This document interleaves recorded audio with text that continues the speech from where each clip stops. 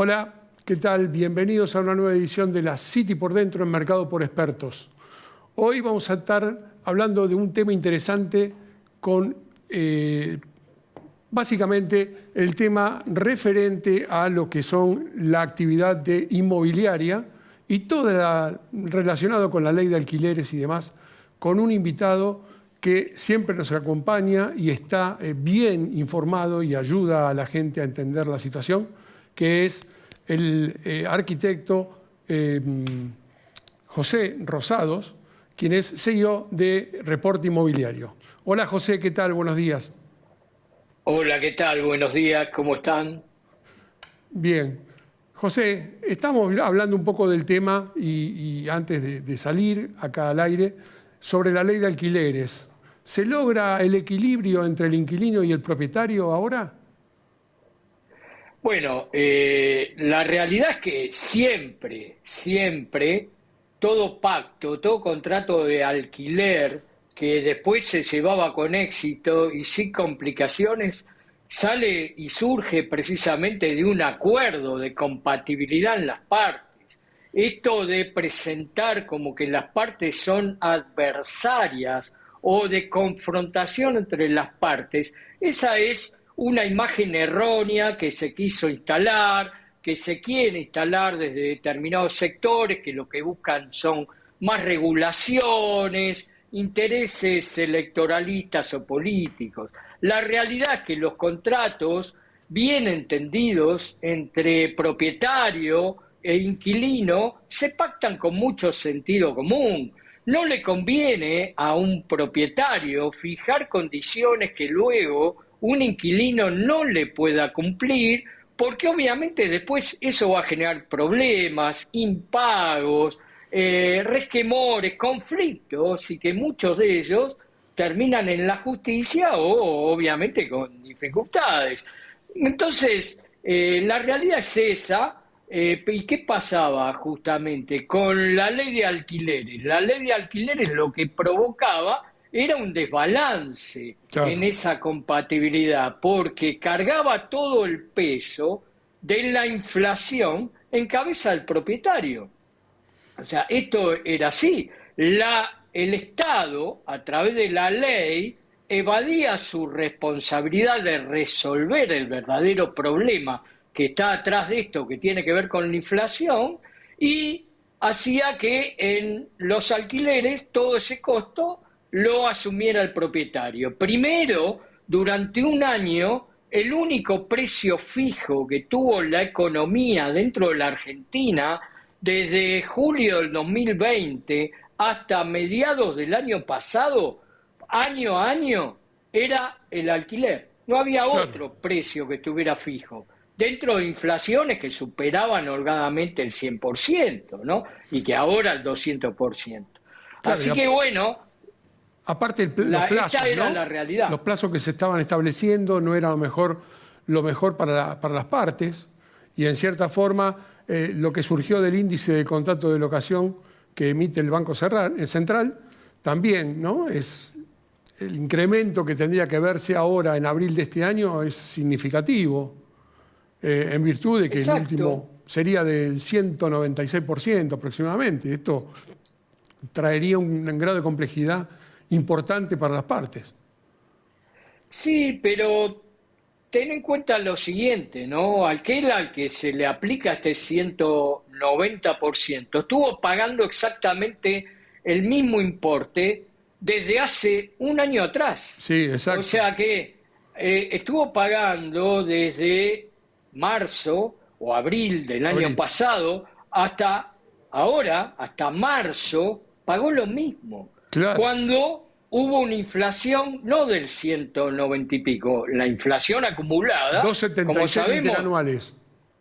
exacto, es 2,76, o sea que todavía ahora, si hay que actualizar eso, el nuevo precio que recibe el propietario aún queda retrasado con respecto a la inflación, o sea que durante un año cobró lo mismo, soportó todo el peso de la inflación y ahora que puede actualizar, Sí. queda incluso por debajo de lo que fue la inflación.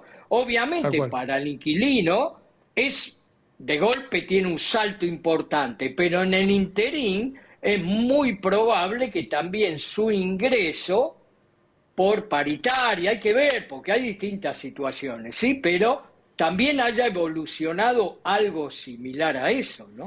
Claro, la mejor condición es siempre que las partes son libres para fijar el índice de ajuste que quieran y un acuerdo que sea flexible, porque en realidad el convenio precios-salarios no es, como vos decías, un correlato directo de las dos que funcionen en las mismas condiciones.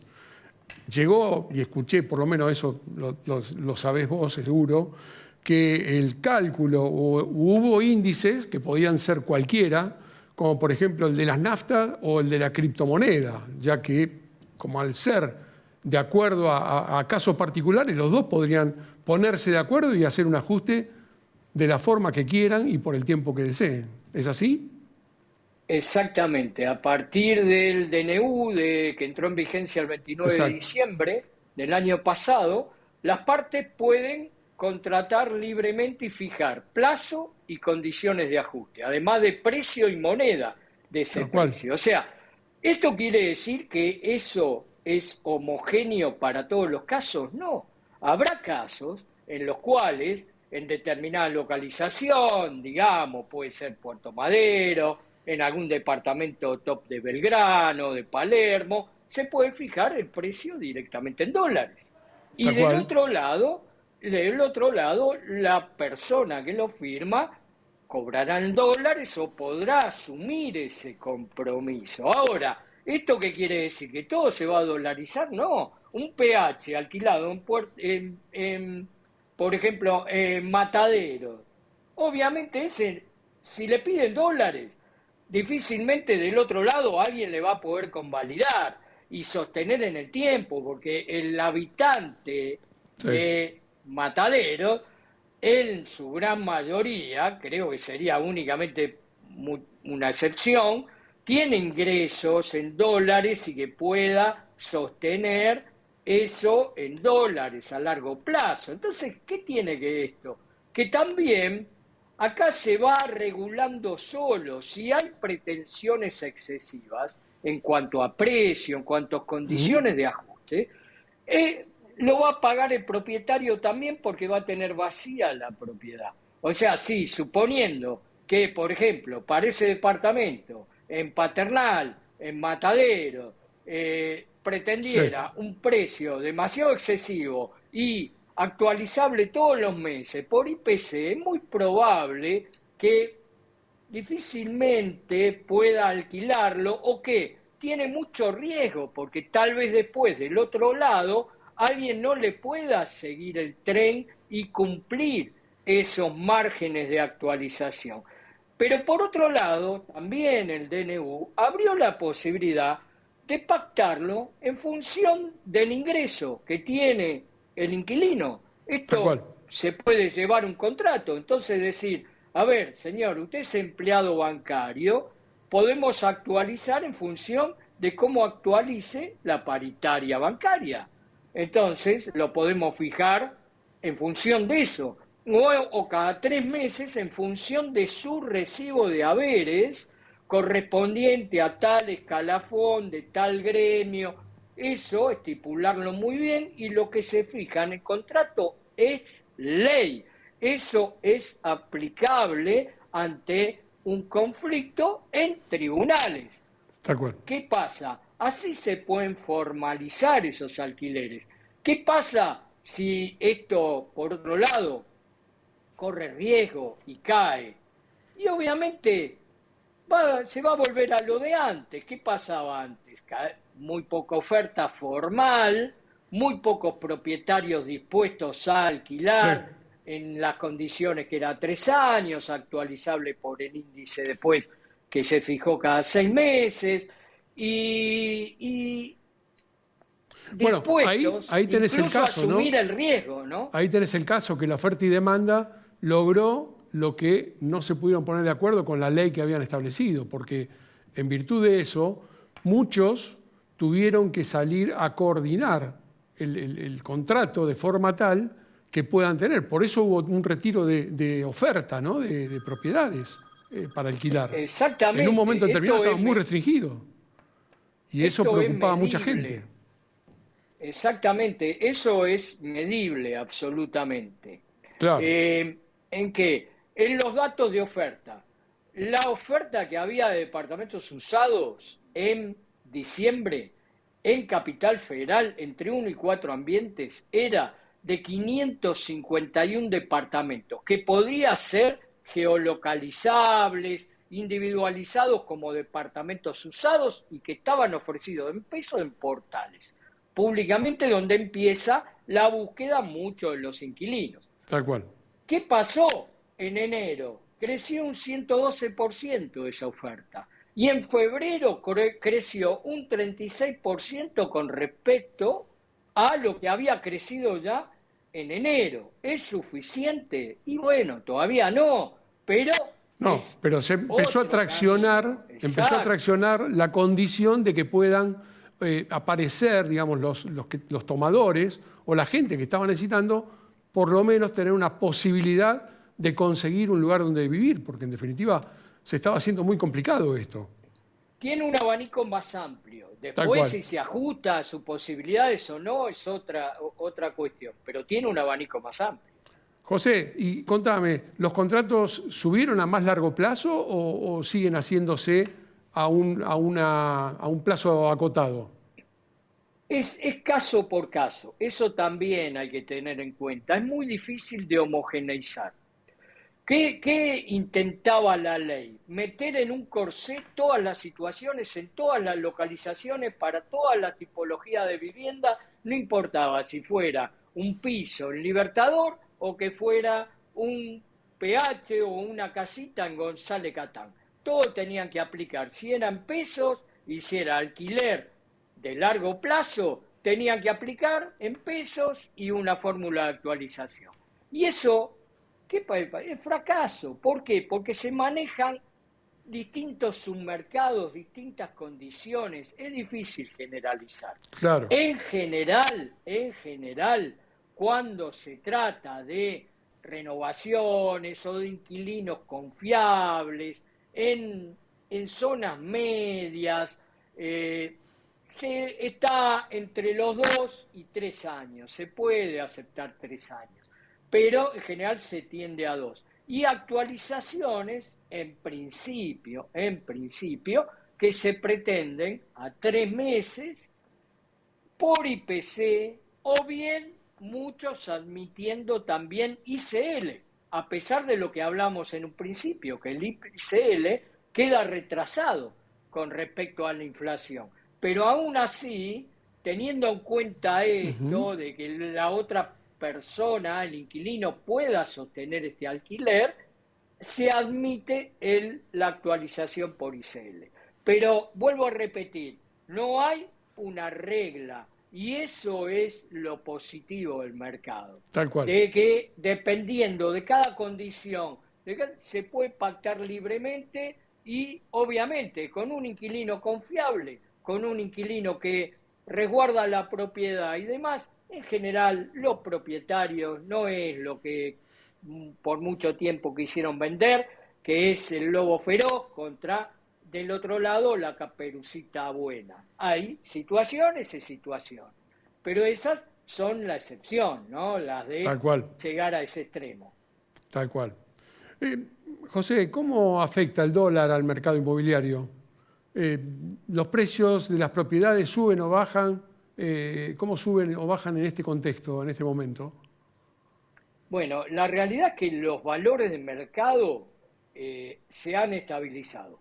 Venían cayendo Sí. desde fines del 2018, mes a mes, de manera muy profunda durante el 2020, parte del 2021 también, por la pandemia, por el Tal cual. confinamiento, y también siguieron el 2022 y hasta la primera mitad, o se podría decir, dependiendo de qué tipología, cuántos ambientes, hasta el último cuatrimestre, perdón, el anteúltimo cuatrimestre del año pasado, tenían esa tendencia de seguir bajando un poquito. A partir de, ya te digo, 6 meses atrás, eso se estabilizó y en determinados barrios, para determinada tipología, han empezado a apreciarse, pero muy levemente. Hoy se puede hablar de una estabilidad de valores en dólares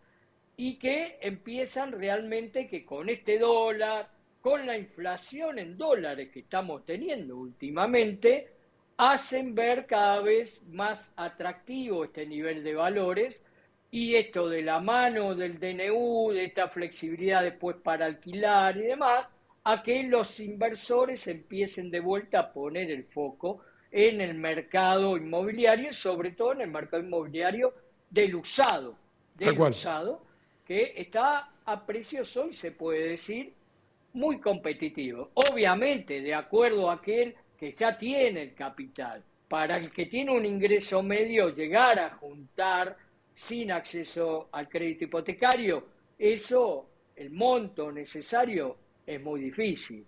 Pero para los inversores o para aquel que va a recambiar el saldo que tiene que poner para ampliarse, para mudarse a un barrio mejor, empieza ya a ser muy, muy atractivo y diría que de seguir así, irrepetible dentro de unos meses. Bien, ya que lo mencionaste, ¿qué sube más rápido, el ladrillo o el dólar? Bueno, ahora estos meses yo te diría que están par y paso, ¿no? ¿Qué pasa? Cuando el dólar sube, Sí, ahí empieza a generarse expectativas de, bueno, no, a ver, tiene que bajar el ladrillo, digamos, tiene que bajar las propiedades. tal Ahora cual. estamos en una situación contraria, el dólar baja. Entonces, lo que uno tendría que decir que en realidad Argentina, los papeles del mercado, muchos, que ustedes lo saben muy bien, se están apreciando en dólares. Entonces, hoy es una situación diferente a la que veníamos viviendo. Nadie sabe qué puede llegar a pasar en No, 3, por 4 supuesto. o 5 meses, ¿no? En Argentina. Pero hay que ver de seguir esta dirección, de seguir, digamos, con cierto manejo responsable en cuestión económica. Creo que esto es para lo que es el marco inmobiliario, para lo que es el largo plazo, es positivo. Seguro, por lo menos da una opción importante y de calidad como para poder adquirir una propiedad o, bueno, no todo es el dólar. Muchas veces pasa eso. Pero hay que siempre tenerlos en cuenta.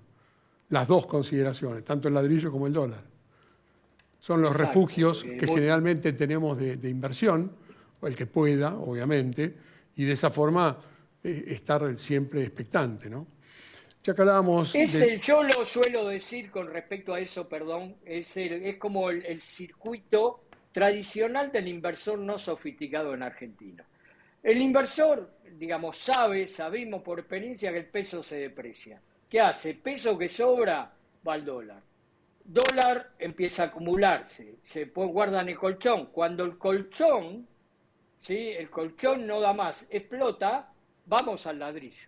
¿Sí? Ese es un camino. Y muchas veces el camino es más directo cuando se aceptan pesos para entrar en algún desarrollo de obras al costo y demás que ya se admiten pagos en pesos, ¿no? Es una forma de ahorro no sofisticada para el inversor tradicional argentino. Dólar y ladrillo. Empezó a aparecer más lo que es inversión de pozo, ¿no?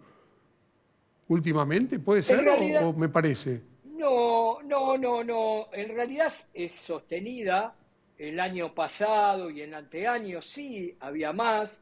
Este año, ahora, justamente por efecto de la devaluación del dólar oficial y efecto de la inflación en dólares, los costos en dólares de costo de construcción se apreciaron, ¿no? Entonces esto justamente hace rever situaciones de precios, de lanzamientos, de venta, de ser tan, digamos, de buscar tanta venta, administrarla de manera diferente, y todo eso depende obviamente de cómo haya sido la financiación de cada proyecto. En Tal muchos cual. casos, algunos no se lanzarán de los que ya estaban pensados, otros lo van administrando y otros no tienen problema, ¿no? Yo esto lo pregunto, José, porque, bueno, escuché la mención de cómo está el segmento de principalmente el alquiler para proyectos turismo y hospitalidad. Algo que a lo mejor no estaba tan difundido y que realmente por ahí, en ese tipo de emprendimientos, aparecen estas transformaciones de, por ejemplo, de oficinas en departamentos o mini departamentos para el alquiler de turismo. Por lo menos acá en Buenos Aires, en la parte del centro, que después de la pandemia sufrieron mucho las oficinas, se entró a realocar condicionantes, por lo menos lo que yo vi. Obviamente que vos lo conocés mucho más esto. Sí, hay una oportunidad, pero hay que tener en cuenta también que algo que no se menciona y que no lo consideran y no se hace mucho comentario al respecto. El, el alquiler turístico demanda otro tipo de trabajo, ¿sí? Que el alquiler tradicional. Obviamente hay check-in, check-out más a menudo, hay Obvio. otra amortización y otro desgaste del inmueble, hay otro valor de inversión, porque tiene inversión del equipamiento, hay una inversión de administración, porque eso lleva a un trabajo, o bien lo hace el propietario, se ocupa de cada una de ese check-in, check-out, bueno, costos de limpieza y demás, Ujú. es otra cosa. O sea, ya no es un ingreso tan pasivo, salvo obviamente que eso se lo dé a una administración y que obviamente eso va a ser descontado de la rentabilidad que se obtenga. Seguro. O sea, la rentabilidad es mejor, pero siempre que se tenga muy bien estudiado a qué público se va a dirigir, en qué localización, cómo se va a administrar, cuál es la calidad diferencial del departamento y a veces lo ideal no es el turista, o sea, esto de breve estancia, Sí. sino por ahí estancias más prolongadas que permiten un contrato, un acuerdo de 3 meses, gente que Ujú. viene por trabajo, gente que viene por estudio, o 6 meses. Eso por ahí es más tranquilo, es más rentable y no tiene toda esta cuestión que hace falta un involucramiento activo o bien pagarlo para que de eso se ocupe otro, ¿no? Interesante. Son datos que eso aporta mucho tu experiencia, obviamente.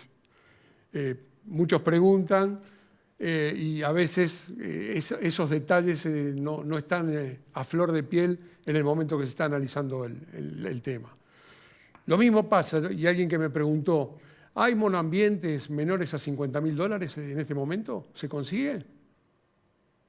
Depende de la localización, hay propiedades incluso y por ahí hasta de más ambientes, pero obviamente va a ser difícil que haya un monoambiente en, en Palermo a ese precio, o puede ser, pero en un estado que demanda mucha inversión, oscuro, en condiciones por ahí no de las mejores en cuanto a mantenimiento, pero pero tampoco ya no es que va a conseguir como para inmediatamente ponerlo a la renta, después ese monoambiente justamente del que le va a pagar una renta, un alquiler, si es oscuro, si es contrafente, si es muy chico, eso va a tener una renta menor.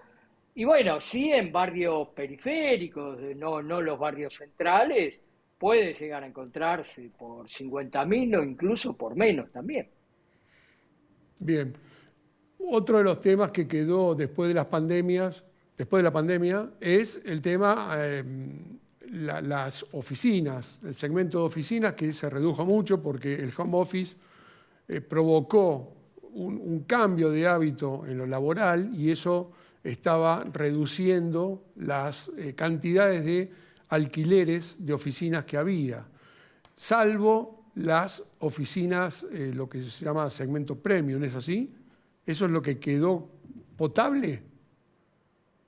Sí, en realidad hay un reacomodamiento, hubo un reacomodamiento, no estamos en la situación de vacancia o de no ocupación de oficinas como fue durante la pandemia, pero obviamente no estamos en la misma situación tampoco que antes de la pandemia.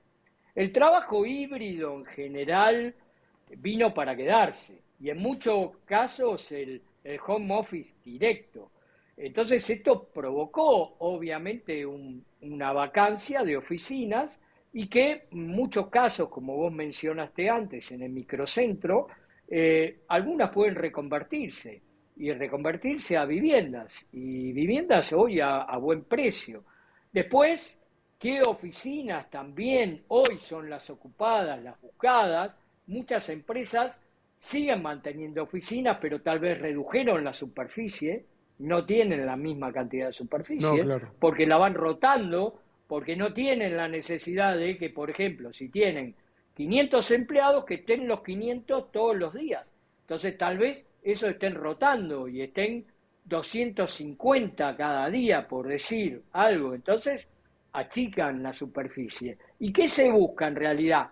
Oficinas con otro concepto, no la oficina tradicional, compartimentada, oficinas con distintos espacios, oficinas que ofrezcan espacios de encuentro de grupos, que pueda haber trabajo en aire libre. Bueno, hay un auge de los work, ¿no? Los Del cowork, work con todo lo coworking en todo sentido. O claro. sea, y bueno, los coworking en general, ¿qué ofrecen? Es eso, es esa versatilidad, uno va con la computadora y se ubica en una mesa o puede contratar o tiene la posibilidad de contratar una sala de reuniones o un living o lo que fuere.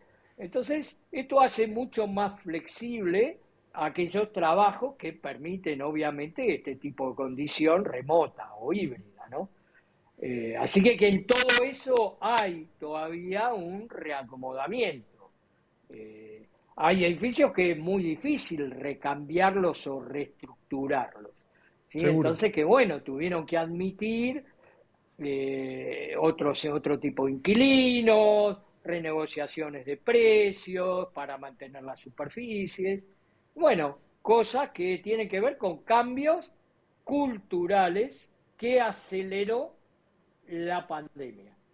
Seguro, eso es un cambio importante que las condiciones laborales fueron cambiando y eso lo fue asimilando todo lo que es el tema de viviendas y de alternativas. Yo hace muchos años vi afuera, en Argentina no, pero en otros países, que las oficinas mencionadas como eran antiguamente acá, o siguen siendo en muchos casos, de escritorios individuales para cada empleado, dejó de establecerse en esas condiciones y son mesas de trabajo largas que van sustituyéndose los ocupantes de ese escritorio o de esa posición de trabajo, depende del día de trabajo que tenga cada uno. Y ahí reducen costos por Sí, todos lados. Creo desde que ahí, esa... por ejemplo, esta tendrán así, por ejemplo, en España. Si en España, uno si es cliente del Banco Santander, hay espacios que es banco y es cowork. Uno va Claro, al banco, hace operaciones bancarias, se lleva la computadora, tiene conexión de internet, si es cliente del Santander, y tiene salitas de reuniones, tiene livings, tiene lugares seguro. de mesa, y tiene un espacio para trabajar solo con ser cliente del banco.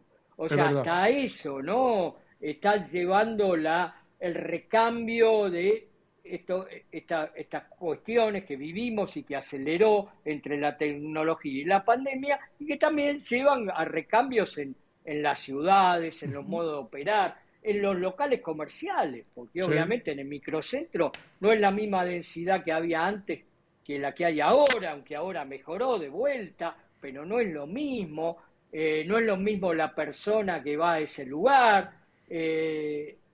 cambió mucho también el mapa, Tal la cual. pandemia, el mapa de localizaciones, de actividades y demás. Es, es muy interesante. José, te agradezco mucho tu tiempo y obviamente que estaré contactándome nuevamente contigo para que sigamos hablando del tema importante que la gente necesita saber. Así que te agradezco ¿Cómo mucho no? y gracias. El agradecido soy yo cuando gusten. Gracias por todo. Y a todos ustedes los espero la próxima semana en la City por Dentro, en Mercado por Expertos. Chao, gracias.